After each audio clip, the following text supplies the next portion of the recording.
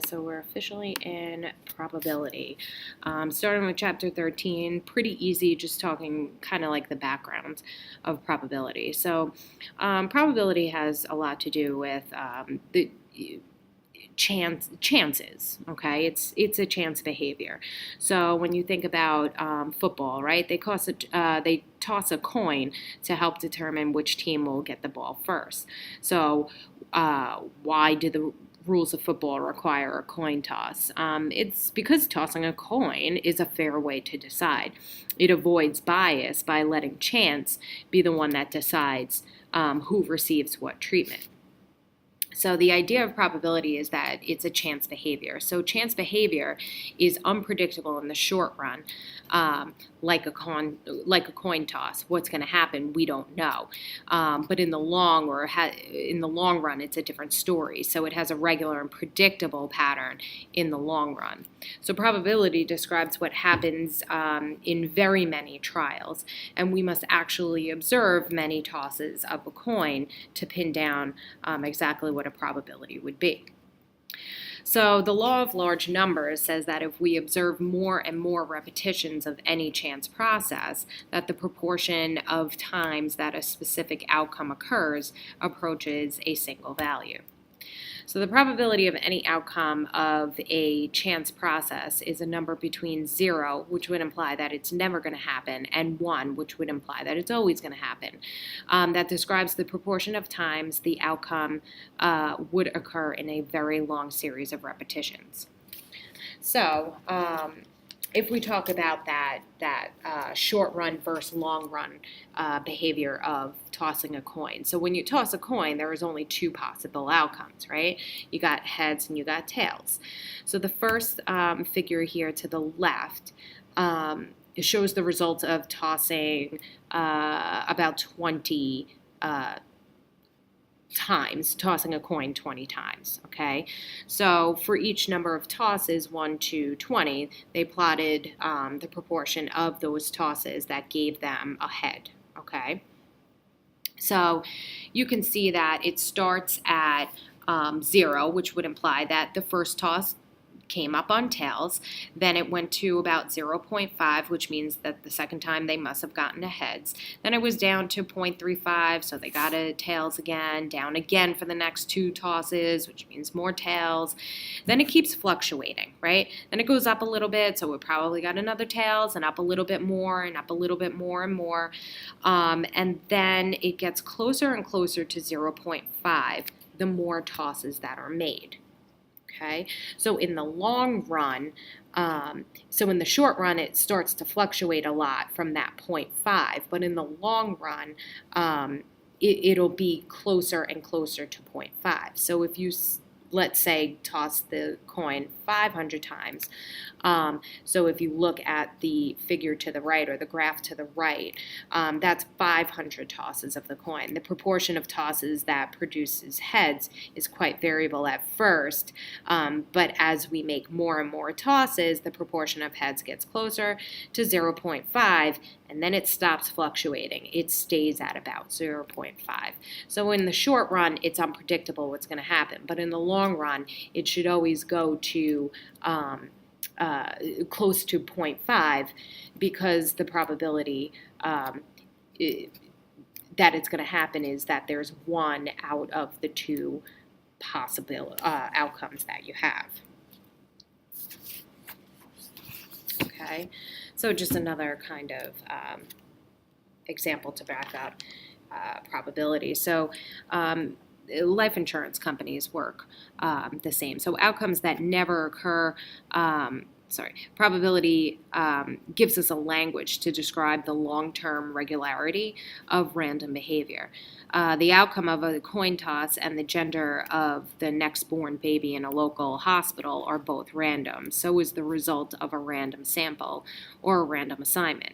Even life insurance, for example, is based on the fact that deaths occur at random among many individuals.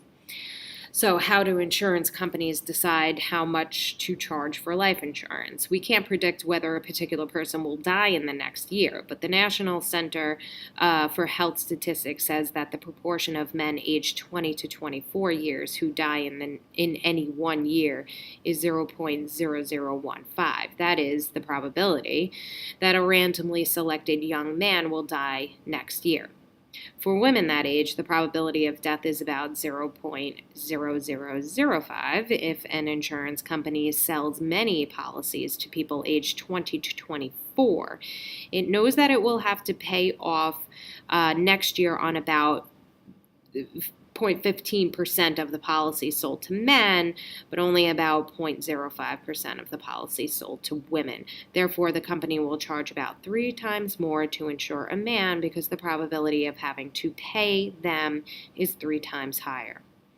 So you often encounter, the unpredictable side of randomness in our everyday lives, but we rarely see enough repetitions of the same chance process to observe the long-run regularity that probability describes. So life insurance companies, casinos, and others who make important decisions based on probability rely on the long-run predictability of random behavior, not the short run. You can't predict the short run. You can only predict the long run. Okay. So now starting to talk a little bit about the myths of probability. So the idea of probability seems pretty straightforward, right? It answers a question like, what would happen if we did this many times, right? So probability is not if it happens once, it's if it happens many times, okay? But there are a lot of myths that come along with it. So one myth is that the idea of probability is that randomness is predictable in the long run. Unfortunately, our tuition about randomness tries to tell us that random phenomena should also be predictable in the short run. When they aren't, we'll often look for some explanation other than just chance variation. So a run is a repetition of the same result.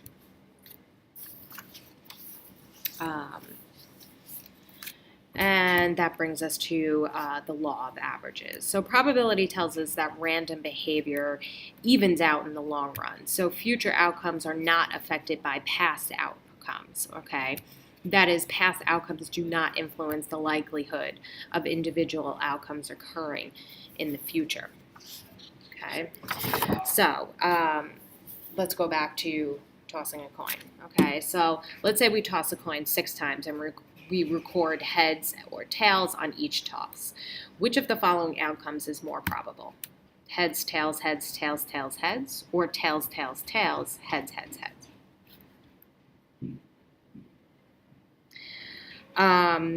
Often we would get a result that almost everyone is going to say heads, tails, heads, tails, tails, heads is more probable because tails, tails, tails, heads, heads, heads does not look random.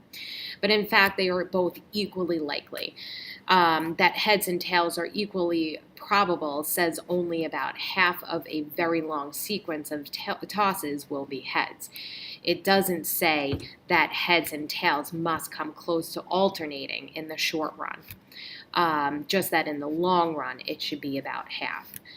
The coin has no memory. It doesn't know what happened before, so it can't say, oh, I just had 3 tails in a row. I have to go flip heads now. It doesn't work like that.